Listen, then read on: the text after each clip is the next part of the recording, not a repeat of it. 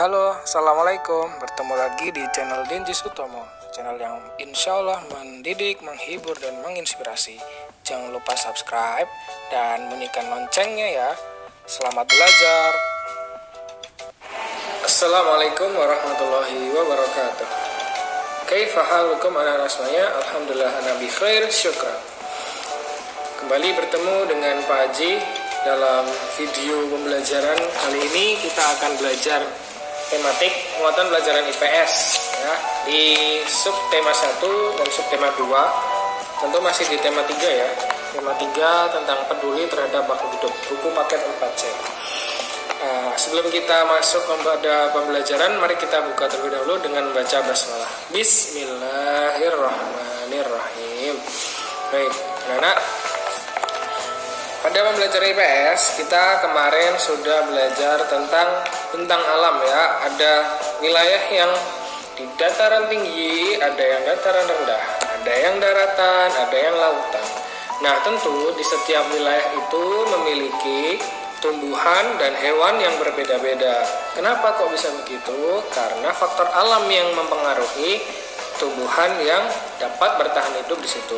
Juga dengan hewan, ada hewan yang bisa bertahan hidup di tempat yang dataran tinggi, suhunya dingin. Ada yang bisanya itu di dataran rendah, dan bisa hanya hidup di daratan, bisa juga hanya hidup di lautan atau air.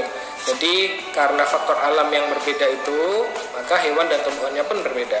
Yuk kita cek sama-sama tumbuhan apa saja yang ada di sekitar kita dan dia itu bisa hidup di mana sih? Ya, mari kita buka buku paket 4C halaman 31 ya. Nah, silakan dilihat. Tumbuhan apa ini? Di samping ini tumbuhan kelapa ya. Kelapa itu termasuk dalam kelompok palem-paleman seperti sagu.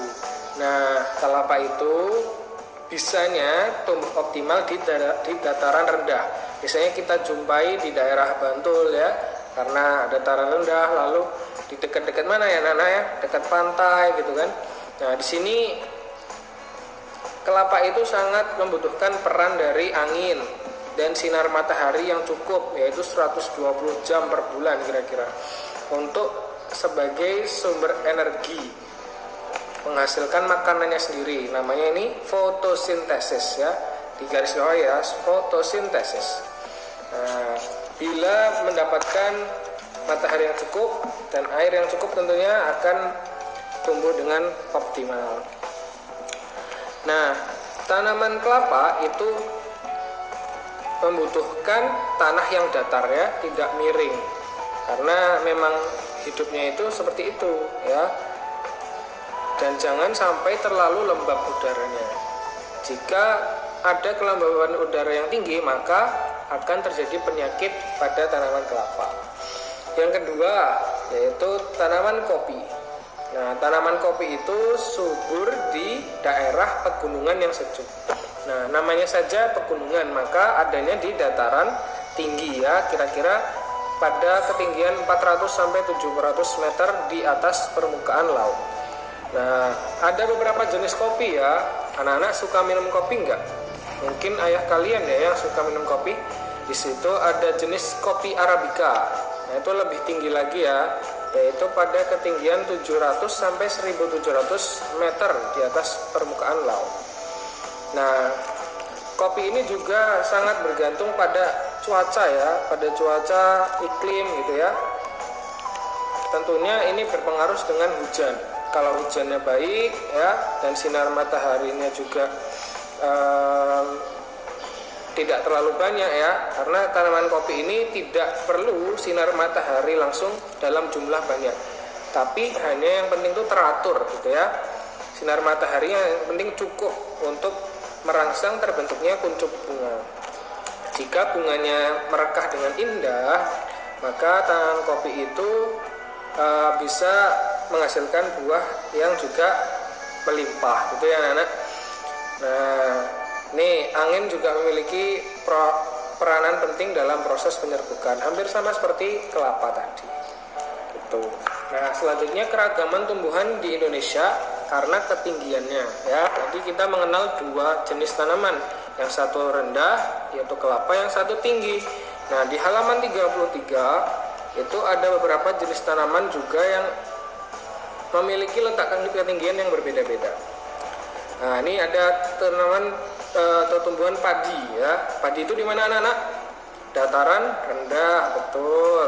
Bisa kita saksikan ya, bersama-sama di sekitar kita banyak padi, ada sawah gitu ya. Lalu sayuran itu di dataran mana? Dataran tinggi, betul. Mulai dari 600 ya, 600 meter di atas permukaan laut. Itu termasuk dataran tinggi. Bisa ditumbuhi oleh teh, kopi, kina, buah-buahan, dan sayur-sayuran. Tuh ya. Lalu ada beberapa tumbuhan yang tumbuh di perbatasan ya, perbatasan antara daratan dan perairan. Yang itu biasa kita sebut pertemuannya itu ya adalah pantai. Biasanya ada tumbuhan apa saja? Kelapa, bakau ya, seperti di Banten bakau. Nama lainnya adalah mangrove ya. Kalau kelapa ya kita sering lihat gitu ya. Baik. Selanjutnya terkait hewan ya anak-anak. Tadi tumbuhan, kita sekarang belajar tentang hewan. Hewan. Nih anak-anak, saksikan halaman 74, 75 dan 76. Di situ ada berbagai hewan yang hidup di tempatnya masing-masing. Ada harimau, orangutan dan gajah. Itu hidupnya di hutan ya. Ada unta, kadal dan ular. Itu hidup di padang pasir. Ularnya ini yang derik ya. Hewan yang di kutub, yaitu ada beruang kutub, penguin, dan rubah kutub. Ada yang hidup di darat dan suhunya itu normal ya, tidak dingin, tidak terlalu panas, yaitu kucing, anjing, dan burung nuri misalnya. Lalu ada yang hidup di darat juga ya. Yang tadi itu hewan peliharaan, selanjutnya hewan ternak, ada sapi, ayam, kelinci. Lalu hewan yang hidup di air, ini ada dua ya, ada 3 jenis. Ada di air tawar, ada di air laut, dan ada di air payau. Yang air tawar itu ada ikan mas, ikan lele, dan belut. Lalu di hewan yang hidup di air laut ada gurita, kuda laut, paus biru. Nah, terus di air payau ada lobster, ikan bandeng, udang. Itu hanya sebagian contoh kecil ya, masih banyak yang lain.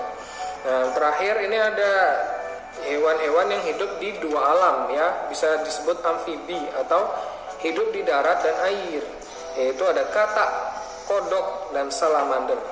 Nah, masing-masing itu memiliki ciri khas ya, ciri khas berdasarkan tempat hidupnya. Ada ciri khusus beberapa jenis hewan yang perlu kita kenali anak-anak. Di situ ada di halaman 76 dan 77, yaitu yang pertama bebek. Bebek itu paruhnya seperti apa anak-anak? Pernah lihat bebek enggak? Ya, paruhnya itu berbentuk sudu ya.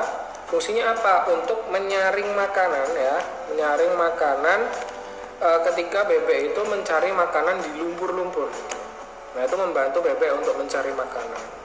Lalu kakinya itu memiliki selaput untuk membantu berenang ya. Karena kalau berselaput kan lebih cepat ya, lebih cepik kayak ketika kita mau berenang itu kan ada alat khusus di kaki untuk, ya itu kan meniru bebek sebenarnya, meniru kakinya bebek ya. Ada selaputnya gitu. Sepatu khusus berenang itu loh. Lalu ada juga bulunya itu berlapiskan minyak.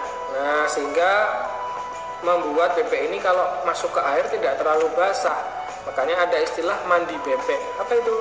Kok kayak orang itu mandi tapi nggak kayak kelihatan mandi, kayak kering-kering aja. Nah, itu namanya mandi bebek. Nah, ini contoh dari ciri khusus hewan bebek. Lalu unta, anak-anak. Yang kedua adalah unta. Ini anak-anak pernah melihat atau tidak? Kalau unta itu hidupnya di mana sih? Di padang pasir ya, atau gurun. Yaitu unta memiliki ciri khusus berupa bulu mata yang panjang dan hidung yang menutup untuk mencegah masuk debu. Kan di sana itu banyak terjadi badai pasir ya. Kalau kelilipan sakit gitu ya. Terus punya punuk untuk menyimpan cadangan makanan ya. Di situ ada untuk menyimpan lemak. Lalu kakinya juga panjang dan kuat. Kalau anak-anak coba lari di antara pasir, gurun gitu kan lebih berat ya daripada lari di aspal atau di jalan biasa. Nah ini kakinya memang diciptakan Allah untuk panjang dan kuat sehingga bisa menyusuri gurun pasir yang panjang dan luas gitu. Lalu telapak kakinya juga berukuran lebar. Yang ketiga adalah hewan penguin. Nah ini kalau anak-anak pernah lihat film Madagaskar ya, Madagaskar itu ada beberapa penguin yang ikonik ya, tiga penguin yang cerdik gitu ya. Nah di sini penguin pada kutub, hidupnya itu di kutub, di daerah dingin anak-anak. Karena mereka itu hidupnya di daerah dingin, maka mereka itu diberikan Allah bulu yang sangat tebal ya. Bulunya itu juga habis bulu ada lapisannya lagi, yaitu lapisan lemak. Nah itu yang menghangatkan tubuh para penguin. Lalu yang keempat ada kelelawar.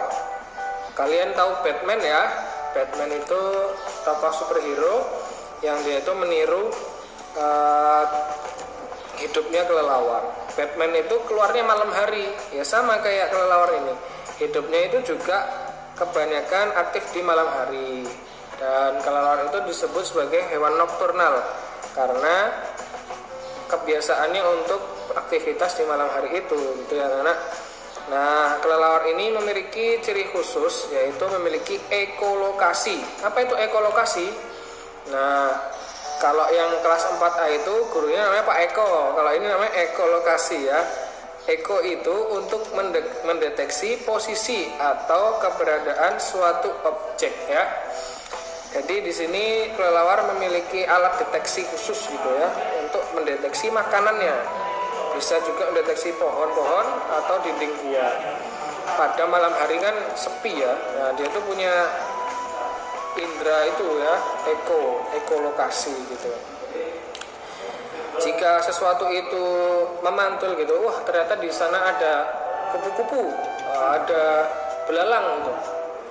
Dengan ekolokasi itu akan terdeteksi karena gelombangnya memantul kembali ke kelelawar sehingga bisa menemukan makanan atau objek yang dicari dengan lebih mudah. Lalu yang kelima ada cecak. Nah, ini yang sering ada di rumah kita ya. Cecak itu adalah hewan yang diciptakan Allah bisa menempel di dinding. Kenapa kok bisa nempel di dinding? Karena di kakinya itu seperti lem ya, ada guratan-guratan lengket sehingga bisa untuk menempel di dinding. Makanya cicak itu bisa menangkap makanan bahkan hewan yang terbang. Jadi Allah itu memberikan kelebihan kepada cecak karena dia itu bisa nempel di dinding, dia bisa makan makanan yang terbang ya. Serangga-serangga yang terbang itu laron, nyamuk dan sebagainya itu bisa dimangsa oleh cecak dengan mudah. Baik anak-anak, kita sudah pelajari ciri khusus tumbuhan dan hewan yang hidup di tempatnya masing-masing ya, di dataran tinggi, rendah maupun yang ada di dua alam atau amfibi tadi. Semoga video ini bisa memberikan penjelasan. Terima kasih atas perhatiannya. Selamat belajar, semangat semuanya. Wassalamualaikum warahmatullahi wabarakatuh.